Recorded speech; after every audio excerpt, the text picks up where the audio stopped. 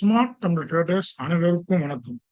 நம்ம இந்திய அரசு ஏர் கண்டிஷனர் மற்றும் பொம்மைகள் மற்றும் காலணிகள் போன்ற துறைகளில் தரம் மற்றும் இறக்குமதி தொடர்பான விதிமுறைகளில் குவாலிட்டி கண்ட்ரோல் ஆர்டர் அதுல சில மாற்றங்களை செய்துள்ளதாக கூறப்படுகிறது. இதன் முக்கிய நோக்கம் என்னன்னா, சீனாவிலிருந்து இறக்குமதி செய்யப்படும் பொருட்களின் மீதான சார்பு தன்மையை குறைத்து உள்நாட்டு உற்பத்தி நிறுவனங்களுக்கு ஆதரவளிப்பது இந்த முடிவின் நோக்கம். இதனால பயன்படக்கூடிய கம்பெனிகள் எடுத்துக்கிட்டீங்க அப்படின்னா, ஏர் கண்டிஷனர் ஸ்டாக்ஸ், அப்புறம் வீட்டு உபயோக பொருட்கள், அப்புறம் செப்பல் தயாரிக்கக்கூடிய கம்பெனிகள். இப்போ ஏர் கண்டிஷனர் எடுத்துக்கிட்டீங்கன்னா புளு ஸ்டாரு, இது ஏர் கண்டிஷனர் தயாரிப்பு முன்னணியில் இருக்காங்க. கடந்த 2 ஆண்டுகளாக பங்கின் விலையில பெரிய ஏற்ற இறக்கம் இல்லாம ஒரே நிலையாக இருக்கிறது. ஆனால் அரசின் புதிய கொள்கை மாற்றங்கள் மற்றும் கோடை காலத்தின் விற்பனை அதிகரிப்பு காரணமாக இந்த புளு ஸ்டார் ஆனது வளர்ச்சிக்கு வாய்ப்பு உள்ளதுங்க. அதே நேரத்தில் வோல்டாஸ் டாடா குழுமத்தின் பங்கு கடந்த ஓராண்டாக பங்கின் விலை பெரிய அளவில் முன்னேறாமல் இருந்தது. அரசின் புதிய ஆதரவு நடவடிக்கை மூலம் அடுத்த காலாண்டுகளில் நல்ல செயல்பாடும் இருக்கும் என எதிர்பார்க்கப்படுகிறது. அதே நேரத்தில் இந்த வீட்டு உபயோக பொருட்கள் தயாரிக்கக்கூடிய Stove Kraft, Butterfly, Gandhimathi, TTK Prestige, இந்த பங்குகளையுமே நீங்க வாட்ச் லிஸ்ட்ல வச்சு பார்த்துக்கோங்க, நல்லதுங்க. அதே நேரத்தில் ஏர் கண்டிஷன் மட்டும் பார்க்காம ஏர் கண்டிஷனுக்கு உதிரி பாகங்கள் தயாரிக்கக்கூடிய கம்பெனிகளையும் பாருங்க. ஆம்பர் என்டர்பிரைசஸ், பிஜிஎல், இந்த ஸ்டாக்ஸ் எல்லாமே நீங்க பார்த்துக்கிட்டீங்கன்னா நல்லா வருவாய் வர வாய்ப்பு இருக்குங்க.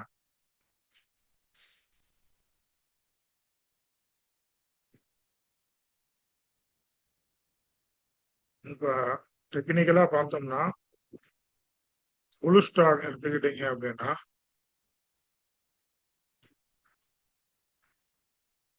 நல்ல ஏற்றம் போயிட்டு அது டவுன் ஆகி ஒரு கரெக்ஷன் ஆகி ஒரு டவுன் சைடு தான் இருக்கு. மந்த்லியில எடுத்தாலுமே ஒரு லோயர் கை வச்சுதான் வருது. இது ஈக்குவல் கையில இருக்கு. இதுல இருந்து திரும்புமா அப்படின்னு கேட்டா மார்க்கெட் திரும்புவதற்கு வாய்ப்புகள் அதிகமாக இருக்கின்றன. அதற்கு ஏத்தாப்புல நீஸும் இருக்கு. ஓகேங்களா? இந்த பங்கை பார்த்தீங்க அப்படின்னா, எப்ப இந்த கேண்டலுடைய கைய 1830க்கு மேல போகுதோ அப்ப இந்த பங்கானது மேல போக வாய்ப்பு இருக்கு. உதாரணத்துக்கு நம்மளுடைய வீக்லி டைம் ஃப்ரேம்ல மந்த் டைம் ஃப்ரேம்ல வச்சுட்டு ஃபிபனாச்சியை போடுவோம். எத்தனை பெர்சன்டேஜ்ல இருக்குன்னு பாருங்க.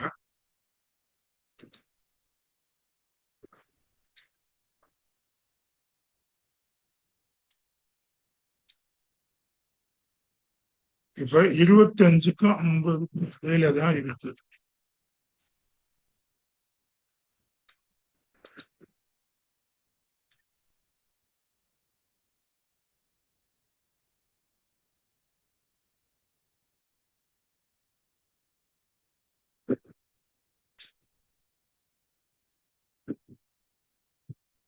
ஒரு ஸ்டாக்ஸை வாங்கணும் அப்படின்னா நீங்க என்ன பண்றீங்க அப்படின்னா, இந்த பிபனாச்சியை ஒரு லோல இருந்து கைக்கு போடுங்க.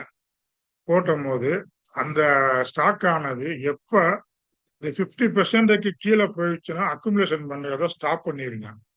இந்த 50% மேல இருக்கும்போது கொஞ்சம் வாங்க ஆரம்பிக்கணும். அதே நேரத்துல இந்த 25க்கு மேல இருக்கும்போது இந்த ஸ்டாக்ஸை மூமெண்டம் ட்ரேடு பண்றதுக்கு பயன்படுத்தலாம். இப்ப 50%ல இருக்கு, லாங் டைமுக்கு வாங்குறதுக்கு பயன்படுத்தலாம் இந்த ஸ்டாக்ஸ். ஓகேங்களா? அதாவது ஒரு ஸ்டாக்ஸை 4ஆ பிரிச்சு அதுல 50% இருக்கும் போது நம்ம லாங் டைமுக்கு வாங்க பார்க்கிறோம். 25க்கு மேல போச்சுன்னா மூமெண்டம் ட்ரேடு, ஸ்விங் ட்ரேடு எல்லாமே நம்ம பண்ணலாம். 25க்கு மேல போச்சுன்னா மார்க்கெட் நல்ல மூவ்மெண்ட் கொடுத்தோம். இதுக்கு முன்னாடி உள்ளதை பாருங்க. இப்ப இந்த ஸ்டாக் எடுத்துக்கோங்க. இந்த லோல இருந்து இந்த கைக்கு போடுங்க வச்சுக்கோங்க. இந்த கைக்கு போடுங்க பாருங்க. 50% கிட்ட இருக்கும் போது நம்ம வாங்கிருக்கோம். அடுத்து போயிட்டு 25க்கு மேல போனதுக்கு அப்படியே மூவ்மெண்டம் பீரியட் ஆயிடுச்சு பாருங்க. அது மாதிரி இந்த லெவலும் நம்மளுக்கு வருவதற்கு வாய்ப்பு இருக்குது. 25க்கு மேல போயிடுச்சு அப்படின்னா போயிட்டு டச் அதுக்கு அடுத்து மூமெண்டம் கொடுக்கறதுக்கு வாய்ப்பு இருக்கு. நான் கடந்த கிட்டத்தட்ட ஒரு 2024 இருந்து ஒரு மூமெண்ட்டும் இல்லாம தான் இருக்கு. நல்ல அந்த நேரத்துல வந்து ஏசி கம்பெனிக்கெல்லாம் கவர்மெண்ட் வந்து இந்த கேஸ் வந்து மாத்தணும்னு சொல்லி சொன்னதுனாலதான் அந்த ஏசி கம்பெனி எல்லாமே டவுன் ஆச்சு. இப்ப ஏசி கம்பெனிக்கு எல்லாமே கவர்மெண்ட் வந்து ஒரு ஆர்டர் போட்டு இருக்கிறதுனால நல்ல வாய்ப்பு இருக்கிற மாதிரி எனக்கு தெரிகிறது. இந்த பங்கை உங்களோட வாட்சிஸ்ல வச்சுக்கிட்டு பார்த்துக்கோங்க. அடுத்த ஸ்டாக்ஸ் எடுத்துக்கிட்டீங்கன்னா வோல்டாஸ்.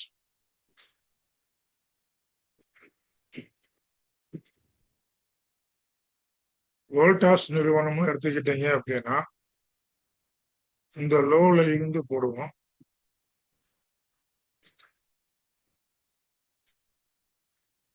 இது வந்து இன்னமும் 50க்கு கீழே தான் இருக்கு. இது 55க்கு மேல போகட்டும். போனதுக்கு அப்புறம் நம்ம வந்து வாங்க பார்ப்போம். ஓகேங்களா? அக்குமுலேஷன் பண்ண நம்ம நல்ல வாய்ப்புங்க. அதாவது இந்த 25 கீழே வந்தா வேண்டாம், விட்டுருங்க. லாங் டேர்முக்கு ஃபோக்கஸ் பண்றது. இந்த 5G மேல போகும்போது நம்ம வாங்க ஆரம்பிப்போம். அதுக்கு அடுத்து மார்க்கெட்டு ட்ரெண்டு சேஞ்ச் ஆகி நல்லா மேல போக வாய்ப்பு இருக்கு. அப்ப நம்ம என்ன நினைக்கணும் அப்படின்னா 1480க்கு மேல இந்த ஸ்டாக்ஸ் மேல போச்சுன்னா இந்த ஸ்டாக்ஸை வந்து ஃபோக்கஸ் பண்ணுவோம். அப்படியே வெயிட் பண்ணுங்க. கண்டிப்பா அந்த ஸ்டாக்ஸ் நல்லா மேல போயிடுங்க. ஏன்னா இப்ப வந்து உள்நாட்டு உற்பத்தி அதிகரிக்க பார்க்குறாங்க. ஏசி விற்பனை எல்லாம் அதிகமாயிருக்கு. அதனால அடுத்த ரிசல்ட் வரும்போது இந்த ஸ்டாக்ஸ் எல்லாமே விலை ஏறும்.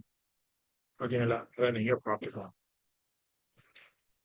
அப்புறம் வந்து ஆம்பர் என்ற பேசி வாட்ஸ்அப்ல வச்சுக்கோங்க.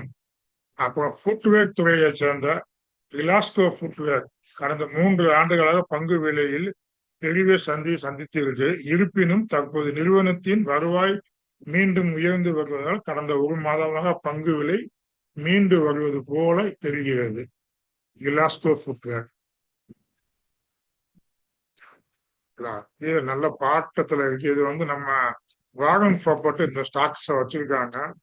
இந்த கம்பெனி ஒரு அருமையான கம்பெனிங்க. ஜெர்மன் தொழில்நுட்பத்துல தயாரிக்கக்கூடிய கம்பெனி. இந்த பார்க்கு ஃபிளைட்டு இந்த மாதிரி கம்பெனி பிராண்ட் எல்லாம் வரும். நல்ல அருமையான கம்பெனி இது. அருமையா செருப்பு நல்லா உழைக்கும்.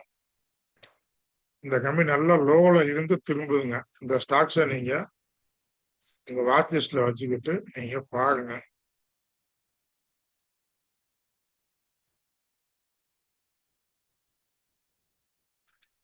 இப்பதான் அடி பாதாளத்துல இருந்து இருக்கு. 75க்கு மேல வரட்டும். இந்த 75க்கு மேல வரும்போது நம்ம வந்து வாங்குறதுக்கு பார்ப்போம். அதுக்கப்புறம் அது முடிய வெயிட் பண்ணுங்க. திரும்பி ஒரு அக்குமுலேஷன் நடக்கட்டும். வேலையும் போட்டு இருக்கு.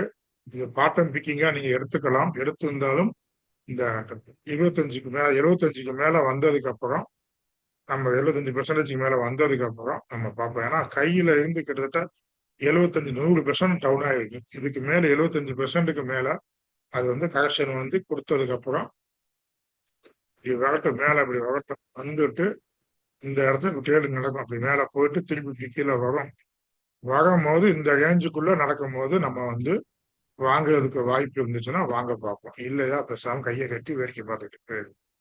நான் இதுலேயே வந்து பாட்ட அமைப்புக்கிற ஒரு ஸ்டாக் இல்லை 5 ஸ்டாக் 10 ஸ்டாக்ஸ் வாங்கி வச்சுக்கோங்க. வச்சுக்கிட்டு நீங்க முடிவு பண்ணிக்க. கிட்டத்தட்ட 2016 ஸ்டாக்ஸ் ஃபில்ட் நடந்துச்சுன்னு நினைக்கிறேன். அந்த லெவலுக்கு போயிடுச்சு. 2016 இருந்த ரேட்டுக்கு இந்த ஸ்டாக்ஸ் ஆனது வந்து விட்டது.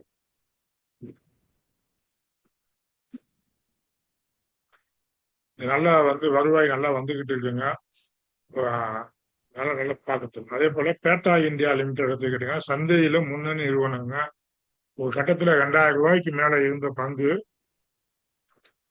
பேட்டா நிறுவனம் 2000 ரூபாய்க்கு மேல இருந்த பங்கு இப்ப விலை வந்து குறைந்து சுமார் 700 ரூபாய் ஆகிய வர்த்தகமாயிருங்க. இத்துறையில் ஏற்பட்ட மந்த நிலையானது மாறி தற்போது மீண்டும் வருவதற்கான அறிகுறிகள் தென்படுகின்றன. கவர்மெண்ட் சப்போர்ட் பண்ணது. அதனால இந்த செப்பல் துறையில ரிலாஸ்கோ ஃபுட்வேரும் பேட்டா இந்தியாவும் உங்க வேலைகளை வச்சுக்கிட்டு உங்க அட்வைஸை கேட்டுக்கிட்டு நீங்க முடிவு பண்ணிக்கோங்க. இது பாத்தீங்கன்னா நல்ல ஒரு டவுன்ஃபால் ஆகி இதுதாங்க பாட்டம் பிக்கு. ஓகேங்களா? இப்ப பாத்தீங்க அப்படின்னா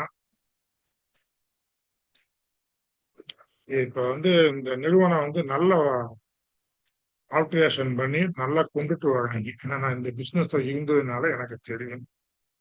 ஓகேங்களா? இதுவுமே 75% மேல வரும்போது வாங்க பார்ப்போம். இப்ப வந்து இது வந்து ஒரு டபிள்யூ பேட்டர்னா கூட எடுக்கலாம். எடுத்திருந்தாலுமே இந்த ப்ரீவியஸ் ஸ்விங் கையை கட் பண்ணட்டும்.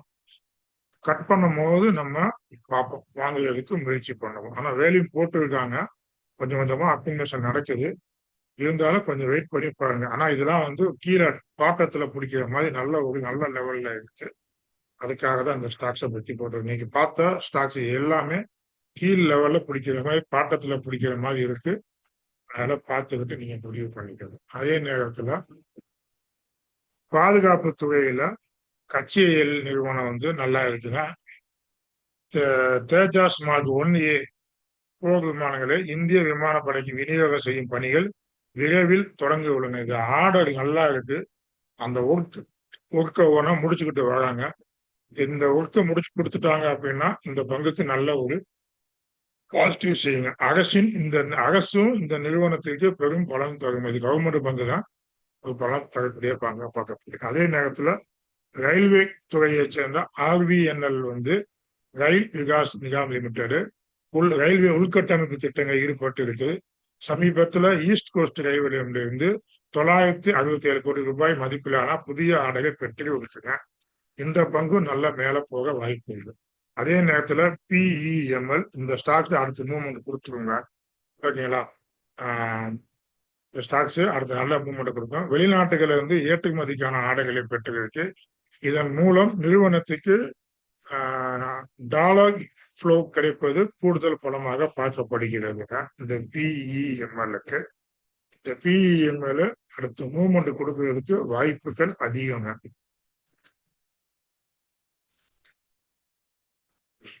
இதுவுமே பார்த்தீங்கன்னா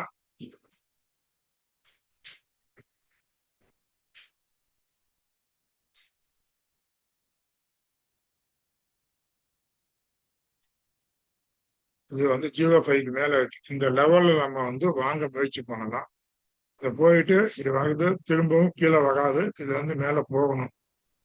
இப்படியே மேல போச்சுன்னா நம்ம வந்து இதை பார்க்கலாம். 25% மேல போச்சுன்னா மூமெண்டம் ட்ரேடுக்கு சுங்குக்கு பார்க்கலாம்.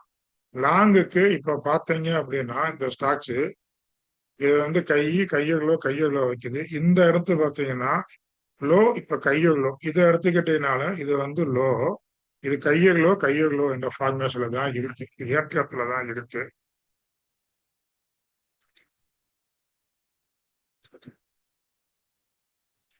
ஏற்றத்துல தான் இருக்கு இந்த பங்கு.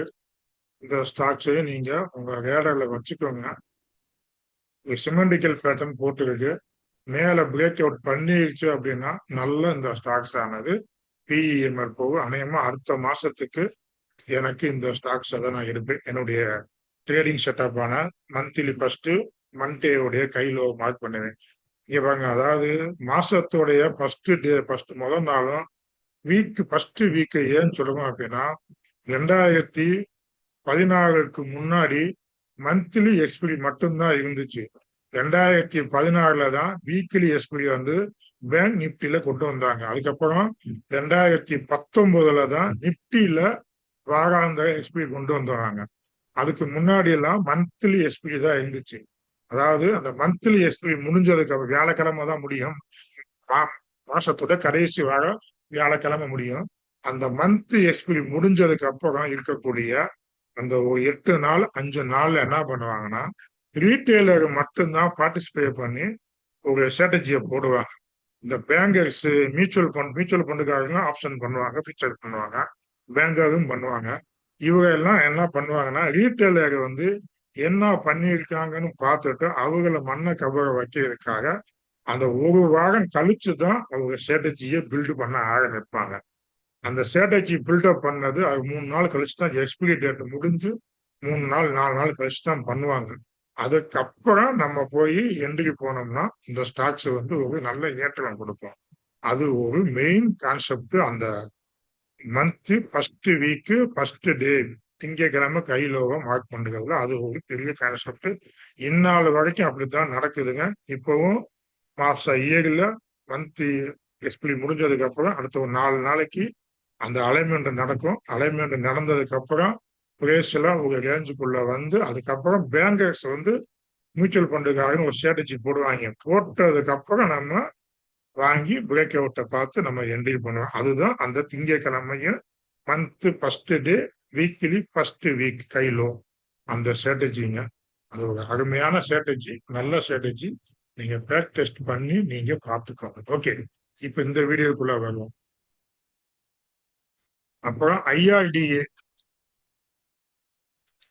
இது வந்து புதுப்பிக்கத்தக்க எரிசக்தி துறையில் கடன் வழங்கும் நிறுவனங்க. இது வந்து அகஸ்டா எனர்ஜி நிறுவனத்திற்கு லோன் வழங்கும் வாய்ப்பு இருப்பதால் நீண்ட கால நோக்கில் இதன் முக்கிய நிறுவனமாக தொடர்கிறது. இப்ப எப்படி ஈபில பவர் பினான்ஸ் கார்பரேஷன் சொல்றோமோ அதே போல ரயில்வேக்கு வந்து ஐஆர்இடிஏ வந்து ஒரு எரிசக்தி துறையில லோன் கொடுக்கக்கூடிய கம்பெனி. இந்த கம்பெனியை நீங்க வாட்ச்ல பார்த்துக்கோங்க. சந்தை அபாயங்களுக்கு உட்பட்டது என்பதால் உங்கள் முதலீட்டு முடிவுகளை நல்லா யோசனை பண்ணி நீங்க எடுப்பது மிகவும் உகந்ததுங்க. இந்த வீடியோவுடைய நோக்கம் என்ன அப்படின்னா, கவர்மெண்ட் ஆனது QCO திட்டம் மூலமாக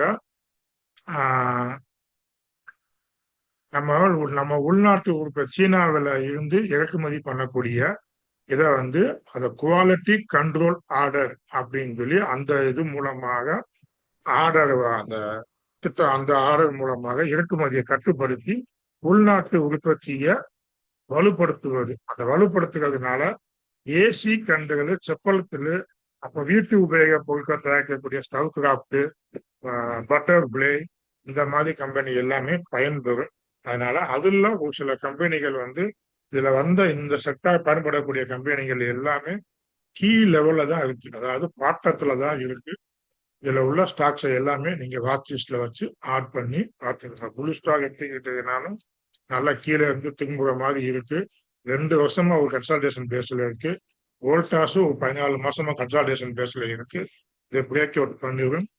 இது பிஜிஎல், இது எஃப்ஒன்டோக்குள்ள போயிருச்சு. அதுல எஃப்ஒன்டோக்குள்ள பார்த்துக்கிட்டு கால் ஆப்ஷன் புட் ஆப்ஷனுடைய அந்த டேட்டாவை பார்த்துக்கிட்டு இந்த ஸ்டாக்ஸை ஃபோக்கஸ் பண்ணுங்க. இது கண்டிப்பாக மீண்டும் உயரத்தை நோக்கி போக வாய்ப்புகள் இருக்கிறது. சரிங்களா? கவலையே பட வேண்டாம்.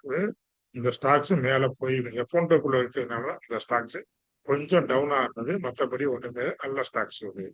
பேட்டா இந்தியாவும் நல்ல இது வந்து டபிள்யூ பாட்டன் போடுது. இதை பிரேக் அவுட் பண்ணுச்சுன்னா இது நல்லா போகும். கிளாஸ்கோ போட்டு வேறு வாகன் பேப்பர் வச்சிருக்க கம்பெனி. இதை நீங்க வாட்ச் லிஸ்ட்ல வச்சுக்கிட்டு உங்க அட்வைஸரை கேட்டு முடிச்சு பண்ணிக்கோங்க. பிஎம்எல் நெக்ஸ்ட் மந்த் ப்ரோக்கஸ் கொடுக்க வாய்ப்பு இருக்குங்க. அதனால இந்த ஸ்டாக்ஸை வாட்ச் லிஸ்ட்ல வச்சு பண்ணிக்கோங்க. இது எல்லாமே கருத்து பரிமாற்றம், தகவல் பரிமாற்றம் மட்டுமே. வாங்கவோ விற்பவோ சொல்லுவது கிடையாது. நீங்க உங்க அட்வைஸர்கிட்ட கேட்டுக்கிட்டு முடிவு பண்ணிக்கோங்க. இந்த ஸ்டவ் கிராஃப்ட்லாம் திரும்ப மாதிரி இருக்கு. ஸ்டவ் கிராஃப்ட், பட்டர் பிளே இதெல்லாம் நீங்க அனலைஸ் பண்ணிட்டு முடிவு பண்ணிக்கோங்க. இந்த வீடியோல உபயோகமாக தகவல் கிடைச்சது அப்படின்னா லைக் பண்ணுங்க, ஷேர் பண்ணுங்க. ஏதேனும் நம்ம தவறுதலாக சொல்லிட்டோம்னாலும் கமெண்ட் போடுங்க, இல்ல சரியா சொன்னாலும் கமெண்ட் போடுங்க. எதா இருந்தாலும் கமெண்ட் போடுங்க. பாசிட்டிவோ நெகட்டிவோ கமெண்ட் போடுங்க. கமெண்ட் போட ஒன்றும் தயங்காதீங்க. வாழ்க வளத்துடன்.